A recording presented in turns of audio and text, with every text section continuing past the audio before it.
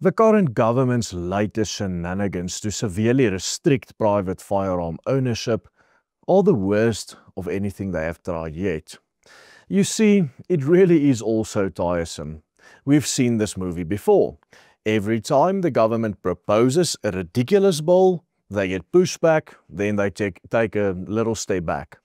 The ANC's modus operandi is thus 2 steps forward, 1 step back. This is their approach, and it's not just about gun laws like we are speaking about today, but any way the ANC is trying to severely hamper our human rights in South Africa. But the latest bill is the most ridiculous step they have ever taken so far regarding firearms. This will destroy the very essence of the Firearms Control Act concerning self-defense. In this video, we will pull this bill apart so you can be informed of what the ANC wants to achieve with their amendment of the Firearms Control Act. This new draft bill, set to hit Parliament very soon, in essence will strip South Africans of the ability to bear arms, turning lawful self-defense into what they call, according to this law, a privilege that only the state can grant or revoke at will.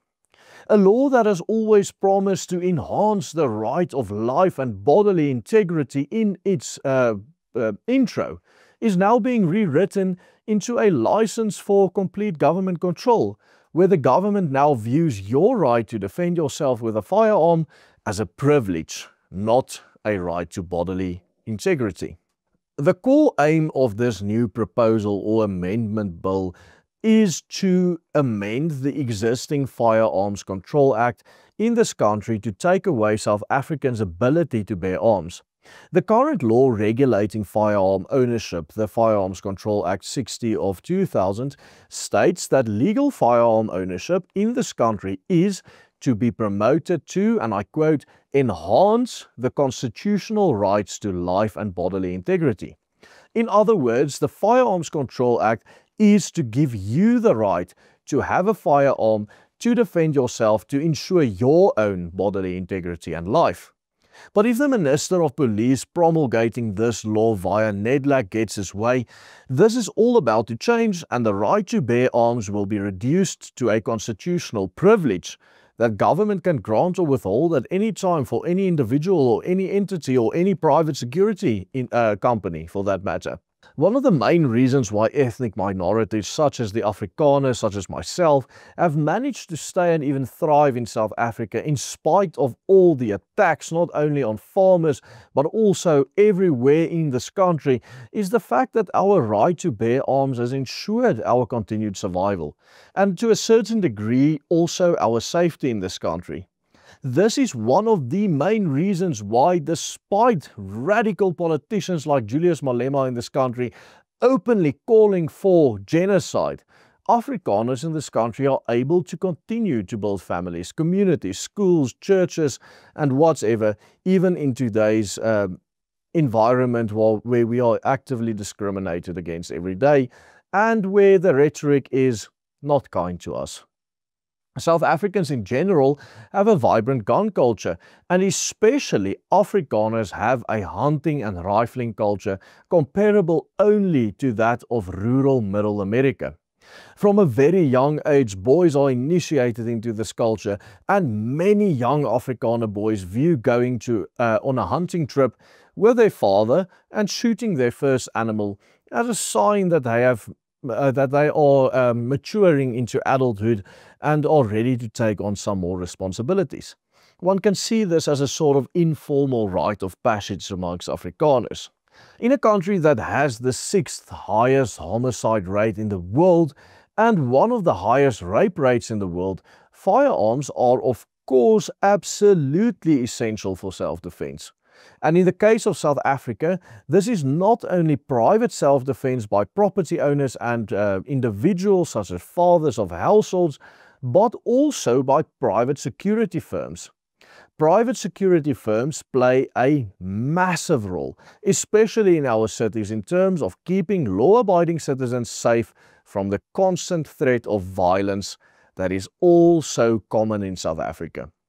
This is especially true in a country where police corruption is so rampant and law enforcement has completely lost the trust of the general public, who view them as incompetent, corrupt, and completely unable to do their jobs and fulfill their mandates of protecting citizens or people and property.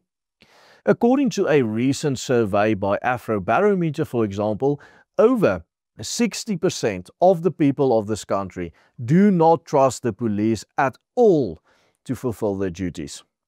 In fact, there is credible evidence that the South African police force actually feels threatened by the work of private security and the work they are doing in this country, and that the current bill may be an attempt to subtly disarm this thriving industry that is only thriving because they are not doing their jobs.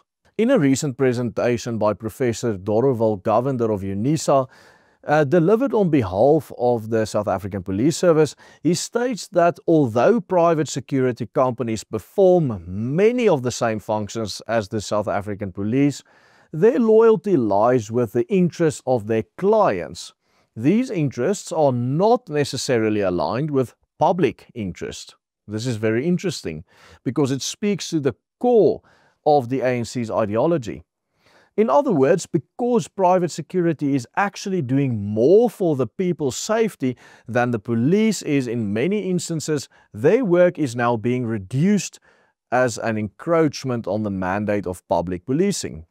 This, despite the obvious fact that private security firms are bound to the very same laws that are supposed to guarantee all the rights to life and safety that this country's citizens are entitled to. And these are the very rights that this new bill, if passed in Parliament, would seriously infringe upon. Currently, Section 2A of the existing Firearms Control Act states that its purpose is, and I quote, to enhance the constitutional rights to life and bodily integrity. The new bill being tabled wants to amend this specific section by changing this to state that the Act's underlying principle is now, and I quote again, to confirm firearm possession and use as not being a right, but a privilege that is conditional on the overriding need to ensure public safety by imposing strict controls on the possession and use of firearms. To put that very simply, the law currently states that you as an individual have a right to a firearm to defend yourself, to protect yourself, your body, your life, your property, your children. But if the wording of this law is changed to what they want to change it to, it becomes to you as the individual are restricted from having a firearm because you shouldn't be able to protect yourself. What needs to be protective is the collective public interest. It's not about you being able to protect yourself from a attacker that comes to your farm and enters your farmhouse. Now suddenly the law states it's about public protection. In other words, the guy that's breaking into your house to attack you becomes equal to you in this situation. In other words, you shouldn't have a firearm to protect yourself against this individual because this individual has the same protection that you have. If passed, this law would therefore reduce legal firearm ownership in this country from a right to a privilege that is conditional upon government approval. Yes, it would mean that, like in communist countries, the government alone has the final say on who gets to own any guns and who doesn't get to own any of them. And as we all know all too well from the history of the French and Russian Bolshevik revolutions, public safety can mean anything the government wants it to mean. After all, the thousands upon thousands of executions conducted during the infamous reign of terror under Maximilien Robespierre were, after all, conducted by France's official government committee for, you've guessed it, public safety. The government committee for public safety of Robespierre were the ones that shot these citizens in the back of the head.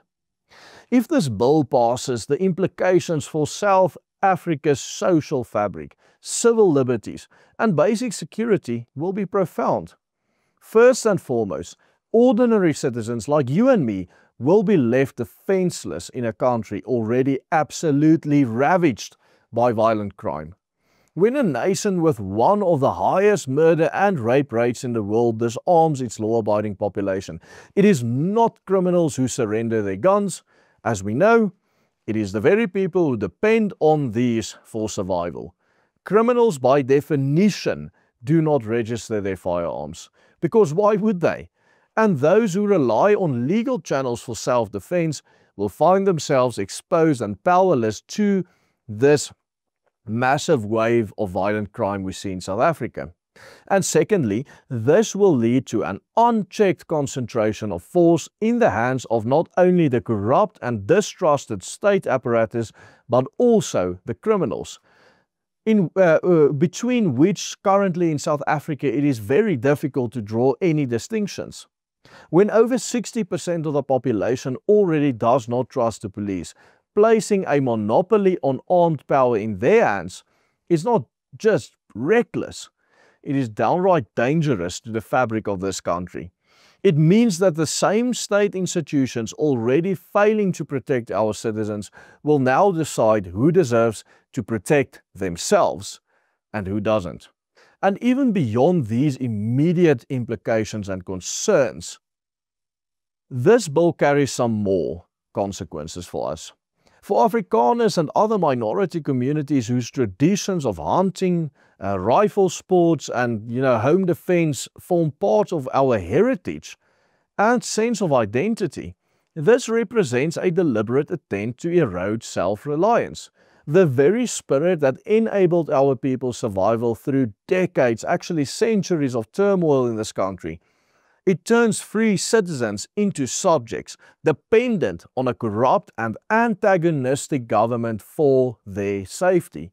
A government that had failed us at every single turn to provide the safety. For now, South African citizens still have a narrow window of time to make their voices heard. The proposed amendments are being processed through NEDLAC and must still pass through Parliament's public consultation phase before being finalized. Citizens, civil society groups and firearms associations can submit objections and written comments to the relevant parliamentary committees once the bill is formally tabled. And I urge you to do so. One of the best sites that happened in South Africa in the recent past is that of Dear SA, which allows you with a click of a button to be able to just formally submit your objection to a bill that is being proposed. Now, of course, they do not sponsor this video. I just believe that the work they are doing is excellent. And we here at the Willem Petzer Group encourage everyone to go onto their website and to do so.